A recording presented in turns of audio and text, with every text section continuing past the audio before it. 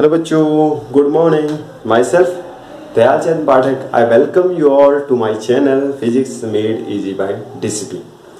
So in class 12th we were discussing about the electric field and electric charges chapter, first chapter, in which in last lecture we have discussed about the torque on electric dipole in uniform and in non-uniform electric field and stable and unstable conditions for the torque. Yes or no?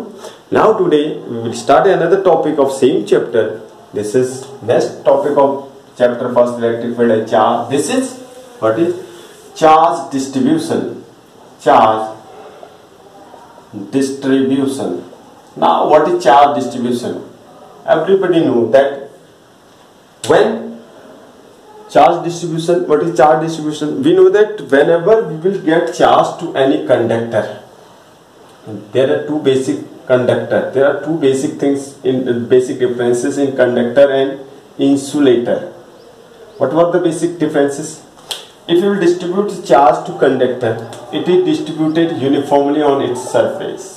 Yes or no? Charge distributed uniformly on the conductor. But in insulator, if you will distribute the charge, if you will give the charge will remain at that point only. In insulator, charge doesn't move. Insulator में charge एक जगह से दूसरी जगह पर नहीं जाता, जबकि कंडक्टर में चार्ज यूनिफॉर्मली क्या हो जाता है, डिस्ट्रीब्यूट हो जाता है. यस और no? Clear?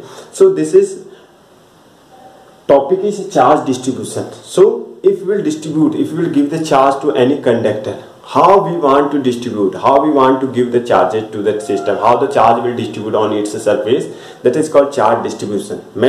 If we will see a system of many charges close to each other, that is called charge distribution. That is called charge distribution on that surface. Clear? So let's see. Charge distribution is charge on conductors.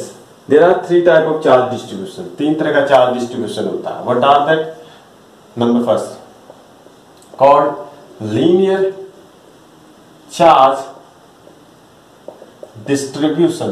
Linear charge distribution. Number second is called area charge distribution, and number third is called volume charge distribution. Mean you can distribute, you can give charges to any conductor in three forms. तीन तरीके से आप किसी system को charge दे सकते हैं. पहला है in linear charge, in linear form you can give, in area you can give, in volume. Let's see what is these three type of charge distribution. Number first we will discuss about linear charge distribution. Linear charge distribution. Now what is linear charge distribution? If you will distribute the charge to any conductor according to its length. If suppose this is a conductor and this conductor is in the form of length. Suppose this is a conductor and this conductor is in the form of length. ये conductor है AB. If we will distribute the charge in this conductor, suppose we gave charge, suppose we will give the charge to this conductor. If the charge we will distribute according to its length के according अगर हमने charge distribute कर दिया, means in its length if we will distribute the charge, only its length, लंबाई length में, then this type of charge distribution is called linear charge distribution. If we will distribute a charge according to the length of conductor, not getting, suppose this board is a conductor, this board is a conductor. Clear? If I will distribute the charge in this line only of this board, not this side, not that side, I am giving only in length, ऐसे करके या फिर ऐसे करके length में, like this. If we distribute according to the length only, on the length only, then that distribution is called linear charge distribution.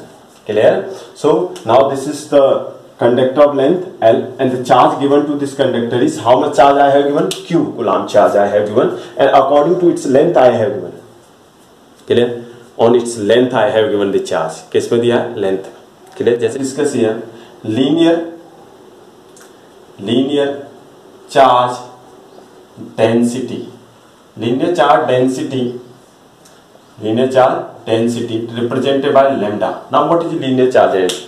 If you will distribute the charge to any conductor according to its length, that is called linear charge distribution. Then how much charge we have given? We have given the charge of this rod Q upon its length is L. So charge per unit length is called linear charge density. Charge per unit length called linear charge density. Linear charge density, lambda. So what is linear charge density? Linear charge density is charge per unit length. It's a unit coulomb per meter. What is the unit? Coulomb per meter. Okay, क्या unit होती है? Coulomb per meter. It is a which type of quantity?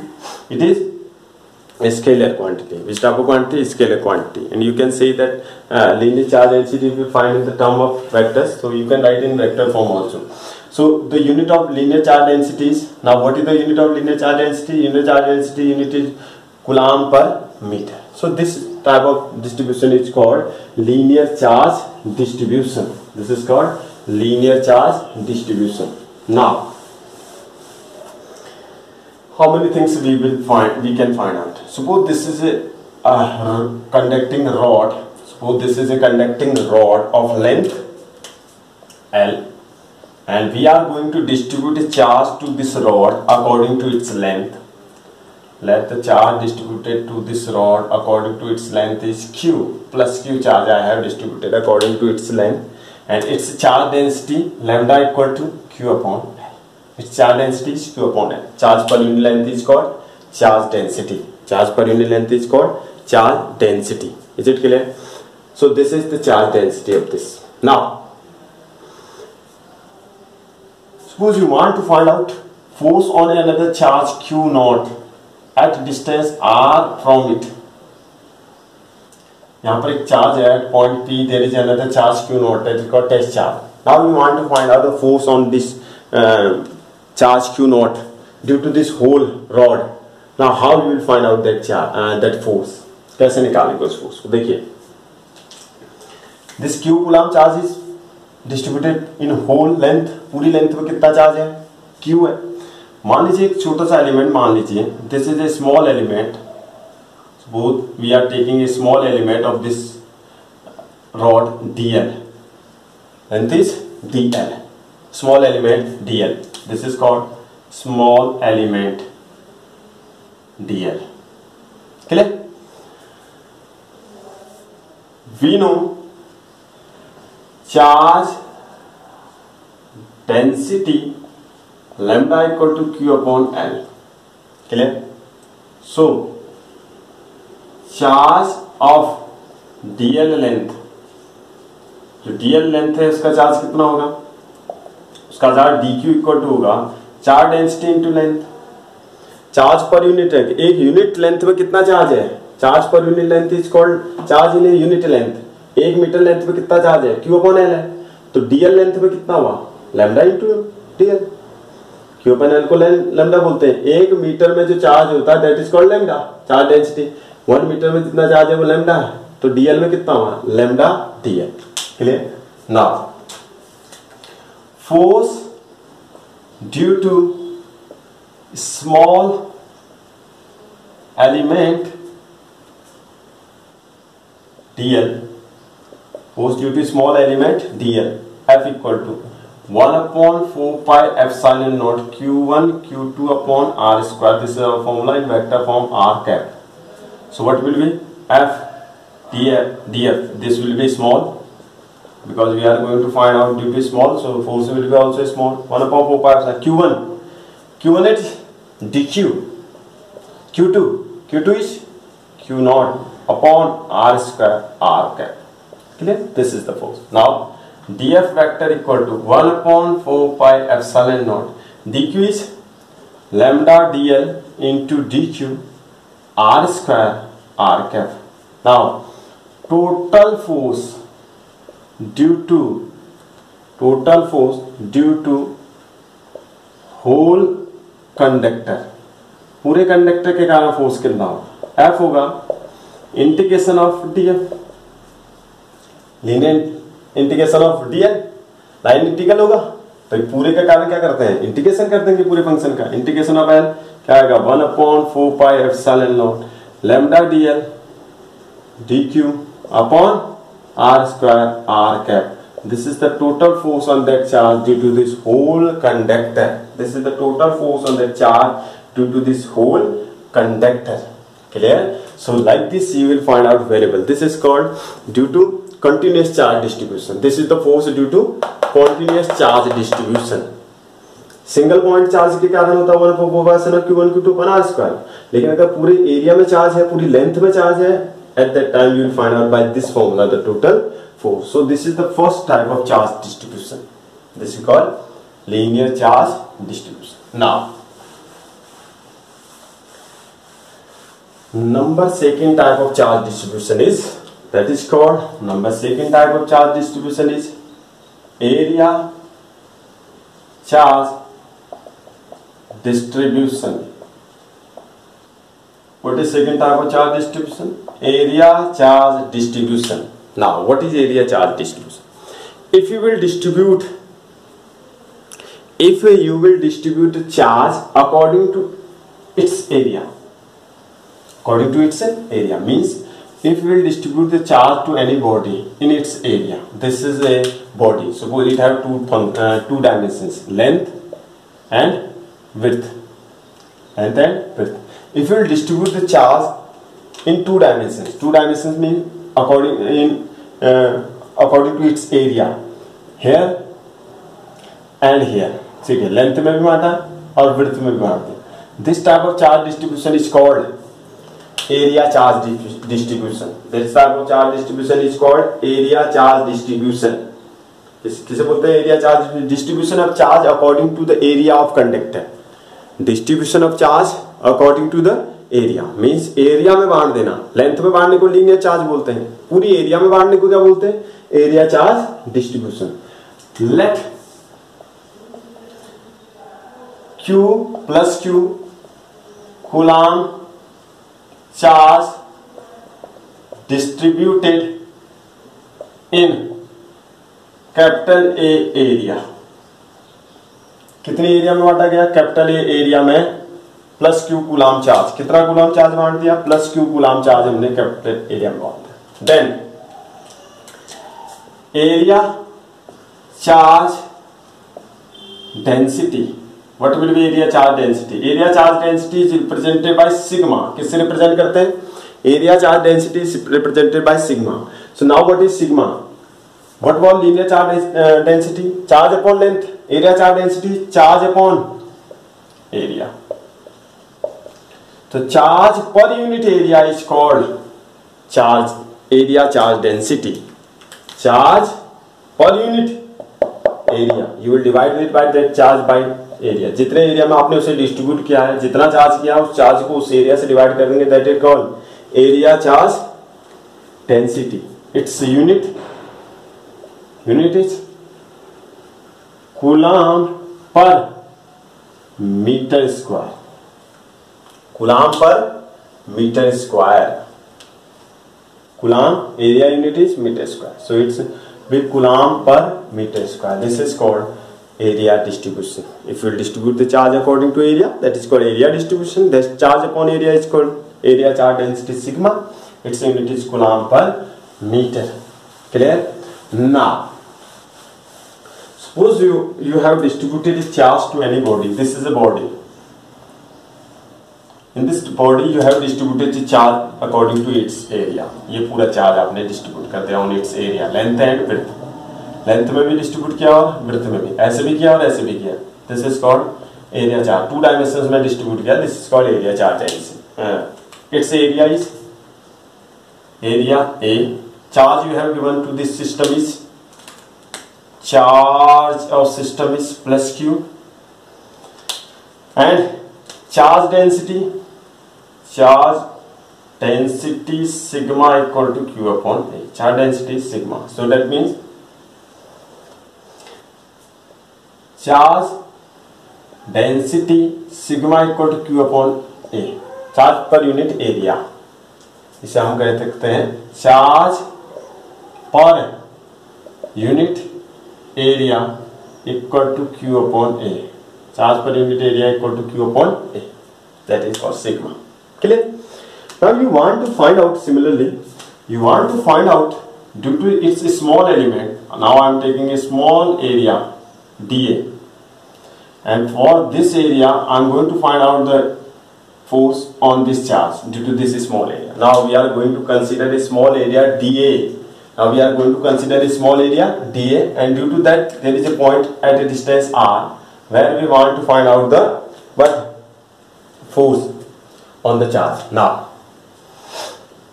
we know force on charges कितना होता है, F equal to 1/4πε0 Q1 Q2 upon are square. In vector form you write r cap. Yes, चलिए mod value only.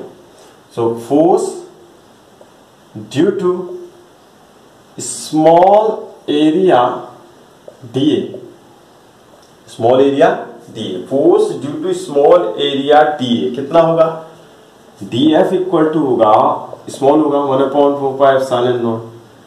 ना charge कितना होगा, देखिए charge per unit area sigma equal to Q upon A. So charge of DA area, जो DA area है इसका charge कितना होगा, डी क्यू इक्वल टू होगा sigma DA.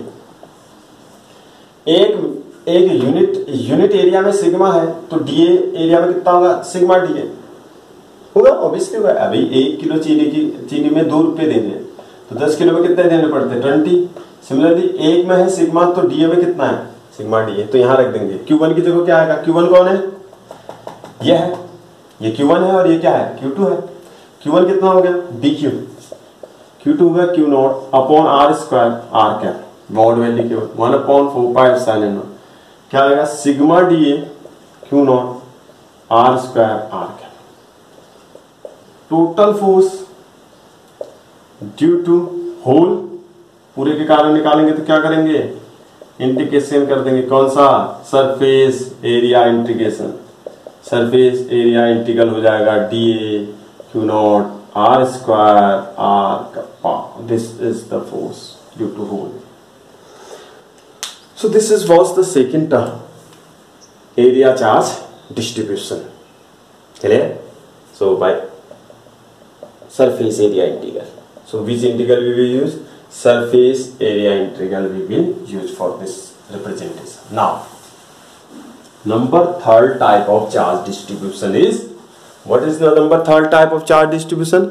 The third type of charge distribution is volume charge distribution. Volume charge distribution. Now what is volume charge distribution? If we will distribute the charge according to its volume, means if we will distribute the charge in 3 dimensions, length, width and height, इसमें भी बांटेंगे, इसमें भी बांटेंगे और इसमें भी बांटेंगे। That means if we will distribute in whole area according to area, if we will distribute the charge to any conducting body in its area, that is called area charge distribution. अगर हम किसी body को charge देते वक्त तो उसकी area में, उसके किस में दे लेंगे, वॉल्यूम में लेंगे। What is volume charge distribution? Distribution of charge according to the volume of substance, volume of conductor, that is called volume charge distribution. Means पूरे वॉल्यूम में अगर हम चार्ज को डिस्ट्रीब्यूट करते हैं, that is called volume charge distribution. Now volume charge density represented by rho. What is volume charge density? Then volume charge density represented by rho. Now what is rho? Rho equal to, suppose we have given charge Q, volume is V, so charge upon volume is called charge per unit volume. Charge per unit volume is called charge volume charge density. Charge per unit volume, पूरे volume में कितना charge है Q, उसे volume से divide कर देंगे, that is called volume charge density. Its unit क्या होगी, कूलाम अपॉन वॉल्यूम का होता है metre cube, length into width into height होता है ना, वॉल्यूम होता है length into width into height. देखिए length into width into height तीनों में बांटा है, तो this is called metre cube. Clear? Yes. Now similarly suppose you have a three-dimensional body in which you have distributed the charge in its volume। आपने इसके volume में इसका charge distribute किया, सपोज क्यू कूलम्स का charge आपने length width height तीनों में according to its volume distribute कर दिया। Yes.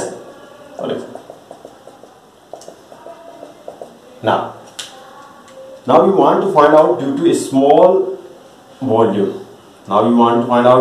small volume, dV at a distance r, force on q, इस पर आप फोर्स निकालना चाहते हैं due to small volume. Clear? Now कैसे करेंगे देखिए, V नो फिर वही करेंगे, F होता है 1/4πε0 Q1 Q2/r² r cap vector form. Clear? For dV small element dV कितना होगा, dF हो जाएगा 1/4πε0 dq q0, d1 होगा इसका चार्ज होगा dq upon r² r cap. Now what is dq? 1/4πε0 vector form. dq charge per unit length, charge per unit volume equal to rho, so charge of dv volume dq equal to rho dv होगा, तो हो जाएगा rho dv dq upon r² r cap. Total integration लगा देंगे, कौन सा integration, volume integral rho dv dq r² r cap. तो dv जहां से जहां तक वेरी करेगा इंटीग्रेट कर देंगे, we will get the total force due to volume charge distribution. So these were the three type of charge distribution. So we can distribute the charge in three manners. Number first, we can distribute the charge according to its length. Number second, we can distribute the charge according to its area. Number third, we can distribute the charge according to its volume. So there are three type of charge distribution and we have find out the forces by these three methods. Clear? So these are the three charge distribution. Now you will get few questions from here. Which type of question are there? See, suppose the question is given,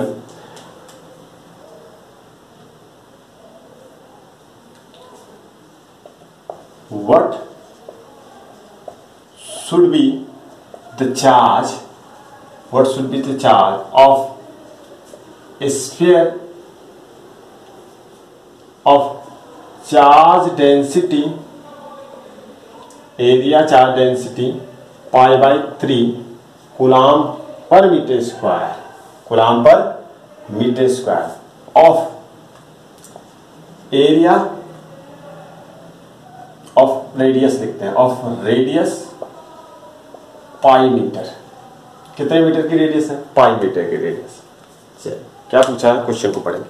Question क्या है, what should be the charge of a sphere of area charge density this much and radius this much? Now, if area charge density is given, that means in a sphere the charge is distributed according to its area.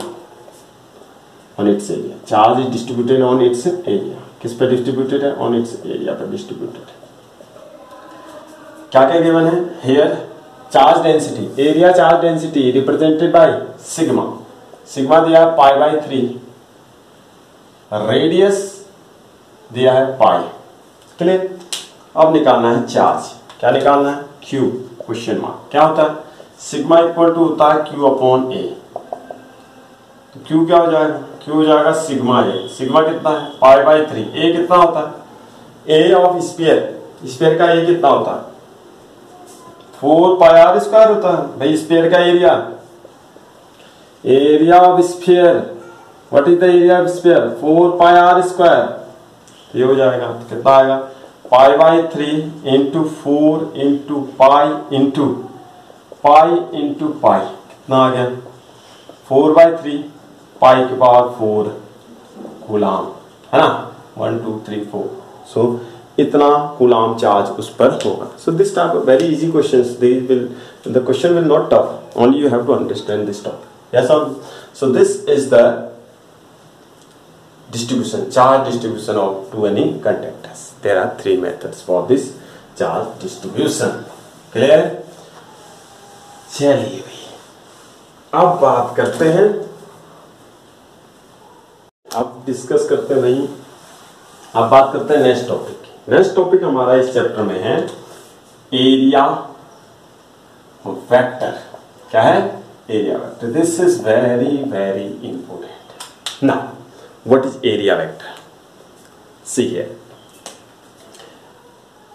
everybody know area, length into width is called area. Length into width is called area. This is space, this region. Length into width is called area. Now area is a vector quantity. Area कैसी quantity होती है? Vector. And so it will represented by directions. If area is vector quantity, it is represented by direction. So what is area vector? It is an arrow outward on the surface. Outward arrow perpendicular on the surface is called area vector. It will represent the direction of area. Direction of area. What is area vector? Area vector is perpendicular arrow, perpendicular outward arrow on that surface. Perpendicular outward arrow on that surface. For example, see carefully. I will show you one thing. You see here. Suppose this is one book. Clear? This is one book. ये book है. इस book को ध्यान से देखिए. मैं आपसे पूछूंगा, यहां पर मैं मार्कर कर रहा हूं. देखिए, इस सरफेस पे ध्यान रखना है. इस सरफेस पे ध्यान रखेंगे जिसमें मार्कर लगा. ठीक है? Okay. Now where its area, कहां है इसका एरिया? देखिए, when the book is like this, its area look upward. कहां की ओर दिखाई दे रहा है? ऊपर. If will draw arrow outward, arrow डाल देंगे outward, this is its area. Clear? Now if the book is like this, now this is not its area. Its area turn now this side, again an arrow perpendicular on it. Now if the book is put like this, now the area come downward. देखिए, if you put it, कहां को दिख रहा surface? यहां को दिख रहा. That means this is the area. So how the area represent? Area is, suppose you want to find out the area of this surface. Area of any surface, area vector of any surface. Area is a vector quantity. It is represented by an arrow. This arrow will be outward perpendicular on that surface. उस surface पे बाहर की ओर, अंदर की ओर नहीं डालेंगे. Outward arrow, बाहर की ओर जाता हुआ है. Because it look outside, outward. कहाँ की ओर दिखता है? बाहर की ओर दिखता है. So outward arrow on that surface is called area vector. उसे हम उसका क्या बोलते हैं? एरिया वेक्टर बोलते हैं. क्या बोलते हैं? Area vector. जैसे इसका एरिया वेक्टर ही है. Suppose the surface is like this.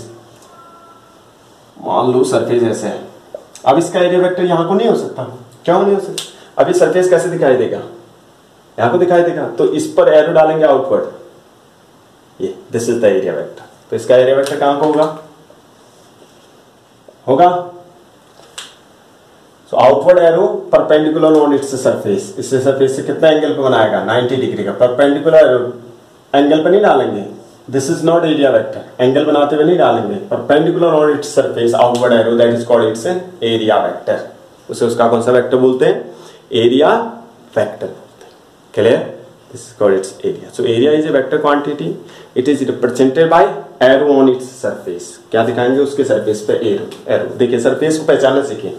मान लीजिए है सरफेस, आउटवर्ड एरो कहां की ओर डलेगा? Arrow will be outward. मान लीजिए यह है surface, arrow will be outward. मान लीजिए यह है surface, arrow will be outward, बाहर की ओर सरफेस. मान लीजिए यह surface, arrow will be outward. So outward arrow, what if you will draw an outward arrow perpendicular on the surface, that is called its area vector. It will represent its area vector. Clear? चलिए, बहुत important है, समझ जाएंगे. Board का area vector कहां को होगा? Board कहां को दिख रहा? बोर्ड यहां को दिख रहा है, तो इसका एरिया वेक्टर ये होगा. Outward arrow on that board. इस दीवार का एरिया वेक्टर ये होगा. छत का कैसा होगा? डाउनवर्ड. और फर्श का कैसा होगा? अपवर्ड. ऊपर की ओर दिख रहा फर्श. जहां को जो चीज दिखेगी आपको, जहां को दिख रहे हैं, ये इसको देखिए. It's area vector this side.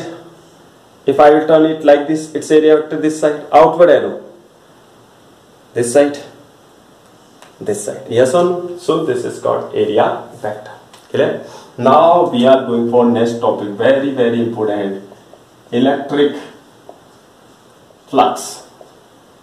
This is very important, very very important of this chapter. You will get 5 marks question in board from there. Definitely right. This is a lead question. Every year you will get one application. Electric flux. Now what is electric flux? See here. Suppose we have a electric field. Suppose this is a electric field. Which type of electric field it is? It is uniform electric field. Suppose this is an electric field of strength E. If we will take a surface in this electric field like this. Now I am going to take a surface on this electric field. This is electric field. These are the field lines are going. Now I am going to take a surface on it. Suppose there is a surface on this electric field line. I will take a surface on it. This is a surface. Clear? Now its area vector will be perpendicular on it. Outward arrow perpendicular on it. Its area will be represented by an arrow outward. This is its area vector, A vector. This is electric field. Clear? Suppose this its area make an angle how much degree? Theta degree with its flex. Clear? Now what is electric flux? Electric flux is represented by phi E. Its symbol is phi E. What is electric flux? See, number of electric field lines. Number of electric field lines. These are the lines. आप count करेंगे. Number of electric field lines passes from a surface perpendicular. Normally, number of electric field lines passes through a surface normally भी कहते हैं. क्या definition बोलते हैं? Number of electric field lines passes through a surface normally. जितने भी electric field lines किसी surface से कितने डिग्री पे चल रहे होंगे? 90 डिग्री पे पास आउट होंगे. उस सरफेस से कितने एंगल चलेंगे? 90 डिग्री पर जितने भी फील्ड लाइनें गिनेंगे उन सबको आप काउंट कर लेंगे. That is called electric flux. So what is electric flux? Number of electric field lines passes through any surface normally. मतलब किसी भी सरफेस से, ये सरफेस है, इससे 90 डिग्री पर देखिए, ये 90 डिग्री पर जितनी भी लाइनें जाएंगी, अगर 90 पर नहीं है तो वो फ्लक्स में काउंट नहीं होंगे. जितनी इसमें कितनी जा रही? 2, तो इसका फ्लक्स 2 है. Number of electric field lines passes normally through any surface is called it's electric flux. उसे उसका क्या बोलते हैं? इलेक्ट्रिक फ्लक्स बोलते हैं. कैसे निकालते हैं electric flux? Electric flux phi equal to होता है डॉट प्रोडक्ट. ये भी आप डेफिनेशन लिख सकते हैं. It is the dot product of electric field and area vector of any surface. It is the dot product. तो इसे तोड़ेंगे. डॉट प्रोडक्ट कैसे तोड़ते हैं?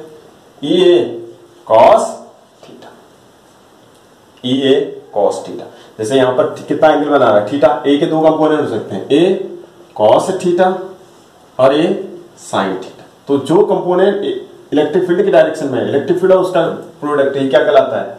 Electric flux.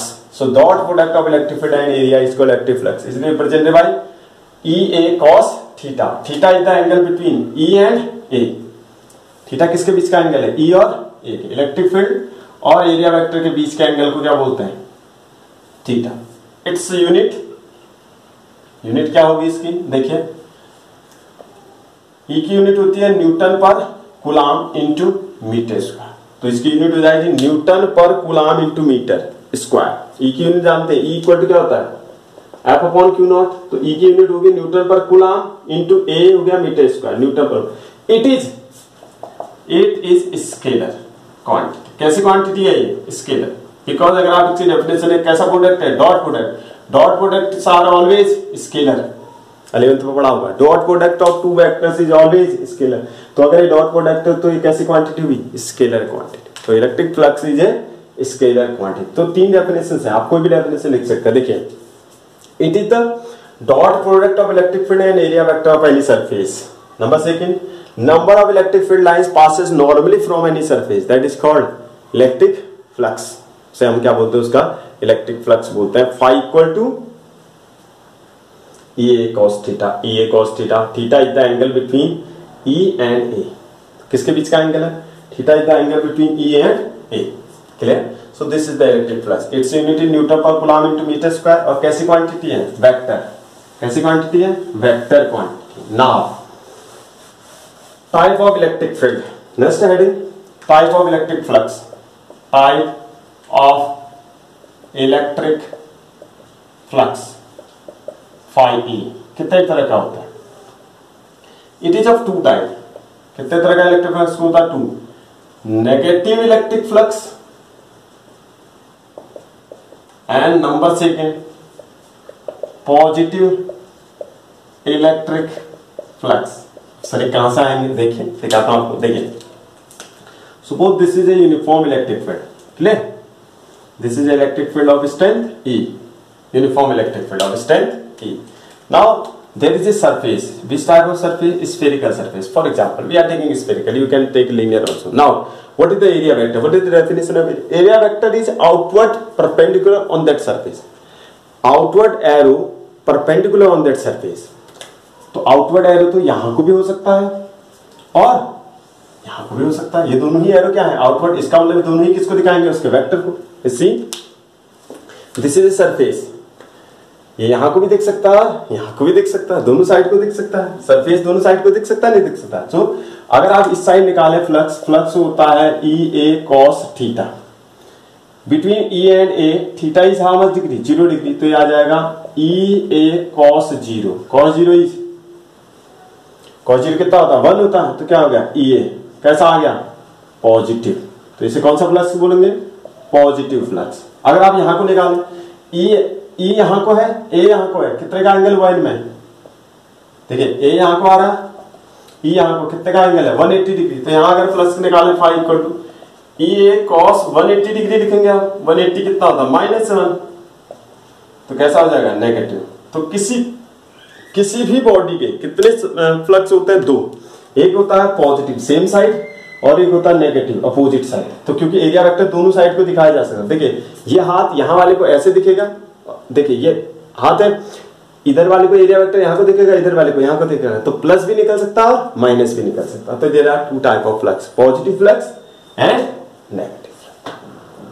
Clear? Positive flux और negative flux. Is it clear? तो this is very very important, very easy topic. Clear? So 2 type of electric flux are there, positive electric flux and same direction positive, and opposite direction it will come negative. Now Gauss law of electric flux. Gauss का law, Gauss एक scientist का नाम है। Gauss law for electric flux, Gauss law for electric flux. What was Gauss law? Gauss law is a method to find out electric flux. Gauss का law जो है एक method है, एक लॉ दिया गॉस ने। गॉस एक साइंटिस्ट है जिसने एक लॉ दिया to find out the flux, but this law is applicable only for close surfaces. Sir what is the meaning? मतलब कि जहां आप गॉस लॉ को अप्लाई करना चाहते हैं वो सरफेस क्लोज सरफेस होना चाहिए, और उस क्लोज सरफेस को हाइपोथेटिकल होगा, मतलब आप उसे बना सकते हैं, रियलिटी नहीं है, इमेजिनरी है। इसका रूल अप्लाई करने के लिए आपको क्लोज सरफेस बनाना पड़ेगा। That closed surface is called Gaussian surface. Hypothetical surface for Gaussian law is called Gaussian surface. Hypothetical closed loop for Gauss law is called Gaussian surface. Gauss law is applicable only for closed loop.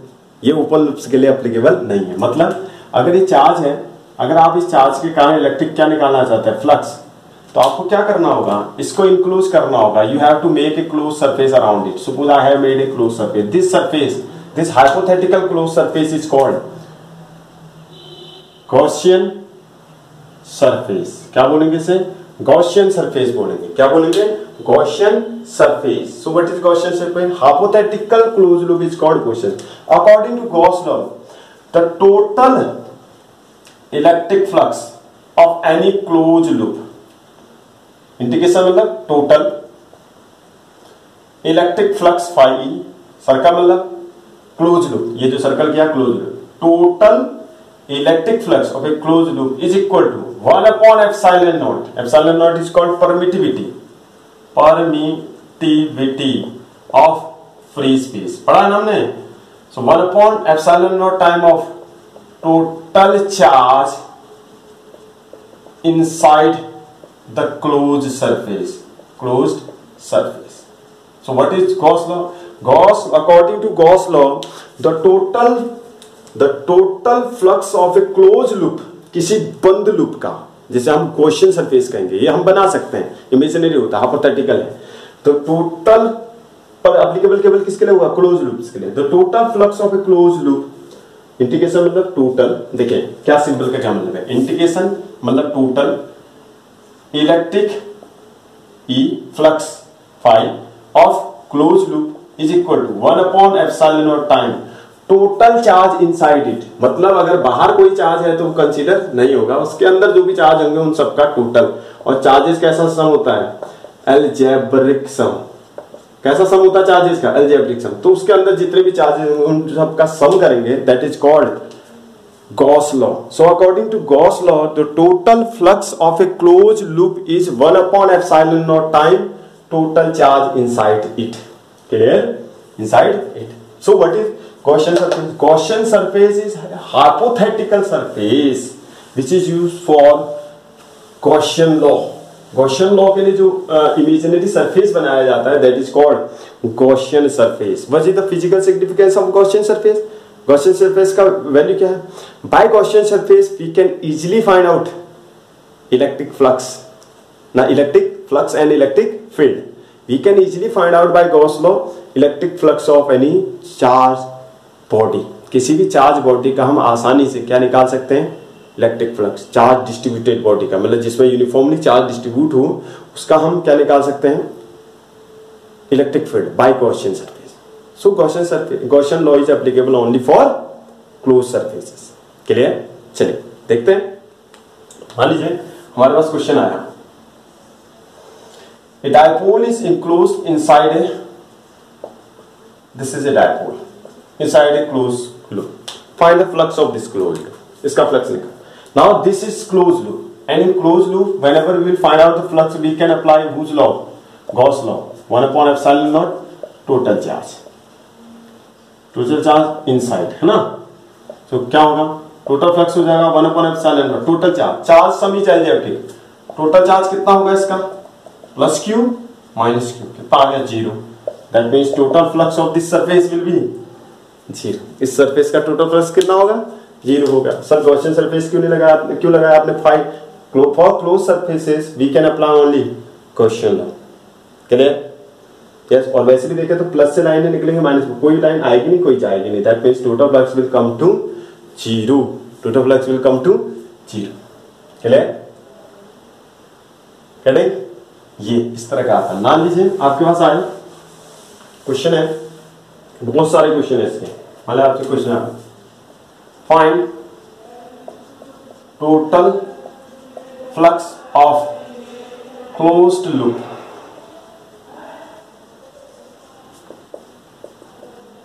-2 coulomb plus 3 coulomb plus 4 coulomb plus 6 coulomb plus 7 coulomb, ये है। उसका फ्लक्स निकालना है of this close loop. For close loop we can apply Gauss law, phi equal to 1 epsilon naught total charge inside, है ना, inside the loop. ये तो होता। चलिए, charge sum is algebraic. Charge का सम कैसा होगा, अलजेब्रिक होगा। अलजेब्रिक होगा तो कितना हो गया ये, -2 + 3 + 4. We will not take these two charges because these are outside the closed loop. केवल closed loop कहाँ देखना हमने, अंदर। कितना आ गया 1 epsilon naught, ये आ गया आपका 5, है ना। तो 5 कितना आ गया 8.85 × 10 का कितना होता है -12। सॉल्व कर लेंगे। This much amount of flux. Clear? Unit क्या होती है फ्लक्स की, newton coulomb × metre square. So we will not take outside. कहाँ का नहीं लेंगे, बाहर का नहीं लेंगे। क्लियर? यस। चलिए अब देखते हैं नेक्स्ट क्वेश्चन क्या है। इस तरह के कई सारे क्वेश्चन आपके पास आते हैं। सो बहुत सारे क्वेश्चन बनते हैं हमारे पास इसके, बहुत सारे, बहुत ही अच्छे और बहुत सारे क्वेश्चंस बनते हैं। ठीक है। So we will further discuss about this. From next lecture we will discuss about the numericals and proofment of Gauss law and its application. How we will prove this Gauss law, what are the numericals, what are the questions from Gauss law in board.